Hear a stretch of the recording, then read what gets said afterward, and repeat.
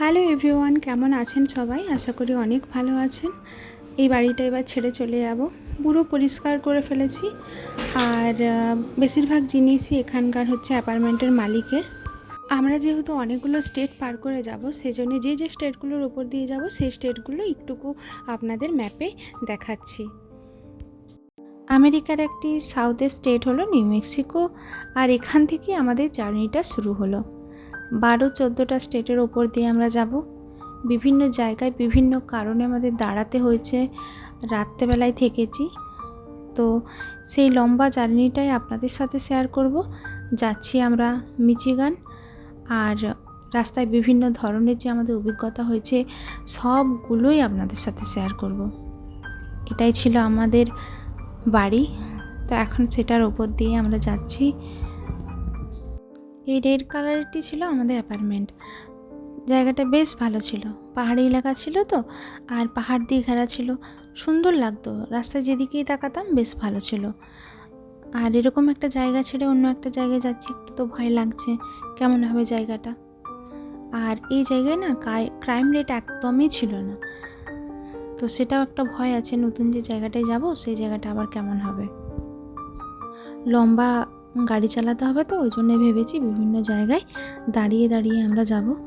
ওই এখানে বিভিন্ন ধরনের গ্যাস স্টেশন থাকে, তারপরে রেস্টুরেন্ট থাকে, তো সেরকম জায়গাগুলোতেই আমাদের দাঁড়ানোর প্ল্যান আছে। কিছুক্ষণ করে আমরা থাকবো ওখানে, আর তারপরে আবার ড্রাইভ করব। এখন তো সকাল 8টা বাজছে, তো যথেষ্ট টাইম আছে।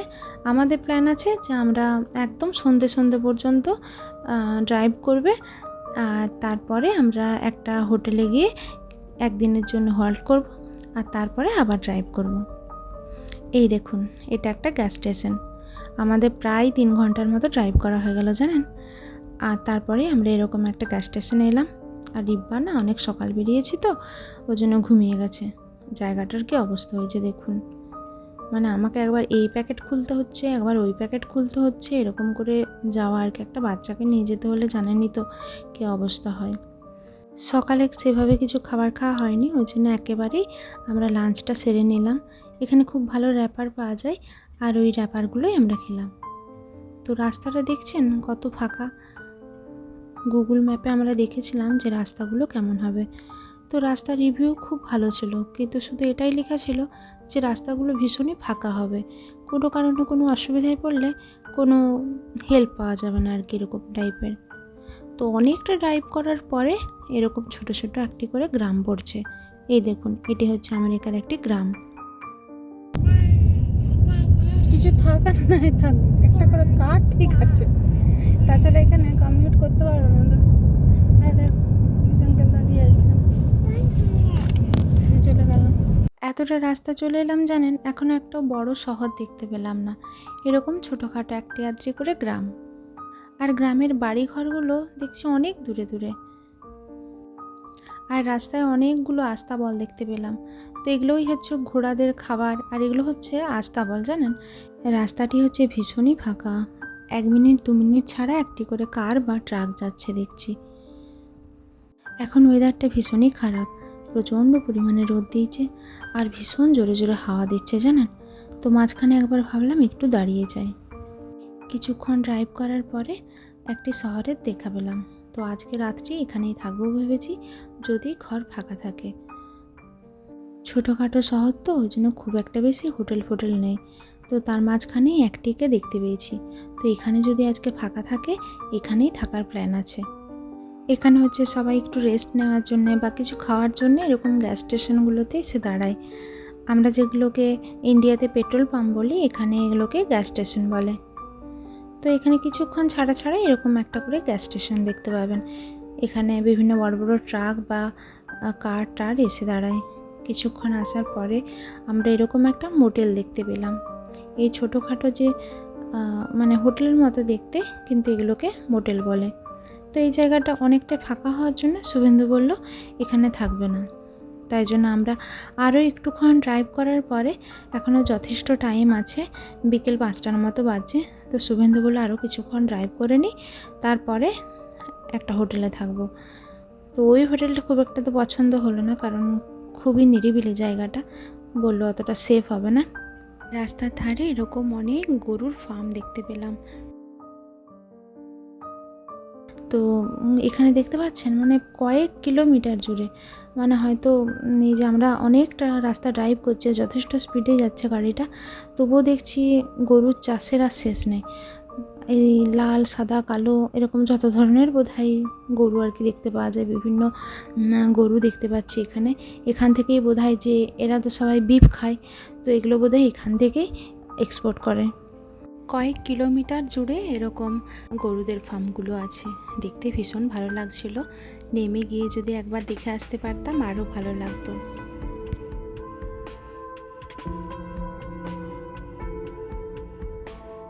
গাড়ির চাকাগুলো শুভেন্দু একটু পাম্প করে নিচ্ছে, কারণ অনেকটা ড্রাইভ করা হয়েছে, তো আবারও অনেকটা যেতে হবে, সেই জন্যে। এই টারবাইনগুলো থেকে উইন্ড পাওয়ার উৎপন্ন হচ্ছে। জানেন, ইউএসএ হচ্ছে দ্বিতীয় বৃহত্তম উইন্ড পাওয়ারের দিক থেকে, চায়নার পরেই স্থান। তো রাস্তায় যেতে যেতে দেখলাম একর একর জায়গা জুড়ে এই টারবাইনগুলোকে। আমি অরিজিনালে এত টারবাইন কখনো একসাথে দেখিনি। এখন রাস্তা যেতে যেতে এত টারবাইন দেখে সত্যি একটু ভালো লাগছে।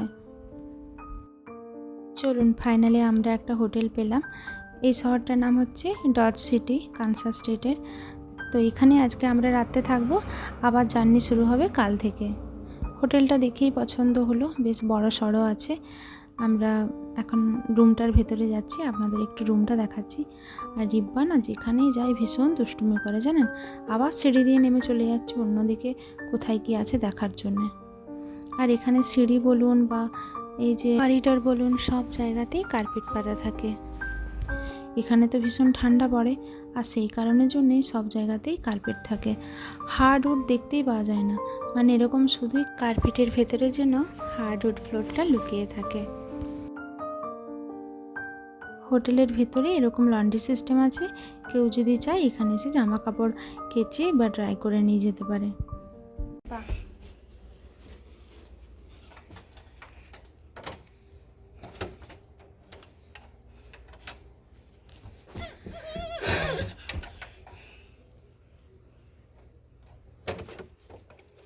না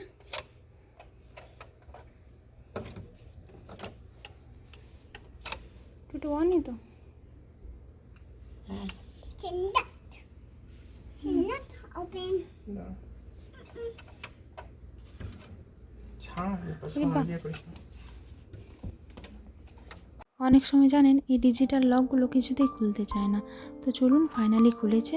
আর এটাই হচ্ছে আমাদের রুম। রুমের ভেতরটা বেশ অন্ধকার আর বেশ বড়সড় আছে রুমটা। অনেকটা রাত হয়ে গেছে তো ভীষণ খিদে পেয়েছে জানেন, ওই জন্য স্নান টান করে একটু খেতে যাচ্ছি আমরা। এখানে সামনে একটা সাবওয়ে আছে, সেখানে ভেবেছি কিছু একটা খেয়ে আসবো। তো এখন তো এখানে গ্রীষ্মকাল আর রাত 9টা বেজে গেছে, তবুও দেখুন কত আলো দেখতে পাওয়া যাচ্ছে। এখানে 9:30 10টা পর্যন্ত সূর্য দেখতে পাওয়া যায়। ওই যে সামনে যে বিল্ডিংটা দেখাচ্ছে ওটাই হচ্ছে সাবওয়ে। আর ওখানে সাবওয়েতে না খুব ভালো ভালো র্যাপার পাওয়া যায়, সেখানেই একটা র্যাপার কিনে আসবো। এই দেখুন এরকম র্যাপারগুলো হয়, এর ভেতরে বিভিন্ন ধরনের আর কি সবজিপাতি থাকে আর চিকেন থাকে, খেতে বেশ ভালো লাগে। অনেক রাত হয়ে গেছে, শুয়ে পড়েছি আমরা। এই দেখুন, তার আগে ভাবলাম আপনাদের একটু রুমটা দেখায়। এই যে এরকম রুমটা। আর রিব্বা না এত রাত হয়ে গেছে একটু ঘুম পায়নি জানেন, ওই রাস্তাতে কয়েকবার ঘুমিয়ে নিয়েছে, রাত্রেবেলায় ওর আর যেন ঘুম নেই। পরের দিন সকাল 7টা বাজছে আর আমরা নিচে নেমে এলাম ব্রেকফাস্ট খাওয়ার জন্য। এখানে ব্রেকফাস্টটা পুরো ফ্রি থাকে, মানে ওই যা হোটেলের খরচ হয় তার সাথে এটা আর কি যোগ করা থাকে। এখানে হোটেলগুলোতে $150 মতো পার নাইট ভাড়া নিল। বিভিন্ন ব্রেকফাস্টের আইটেম আছে, যে যেমন পছন্দ করে। এখানে মানুষজন তো সকালেই জুস পছন্দ করে, তাদের জন্য জুস, কারোর জন্য কফি। এগুলো হচ্ছে অমলেট টাইপের।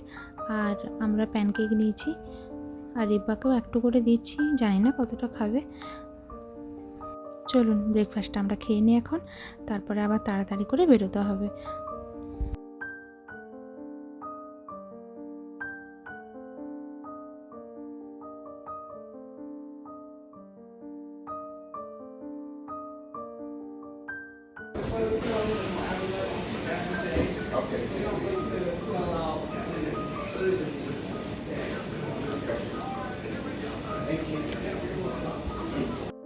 এই যে আমাদের রুমে আবার চলে এসেছি, আর রিব্বাকেও স্নান করে দিয়েছি, জামাও পরানো হয়ে গেছে।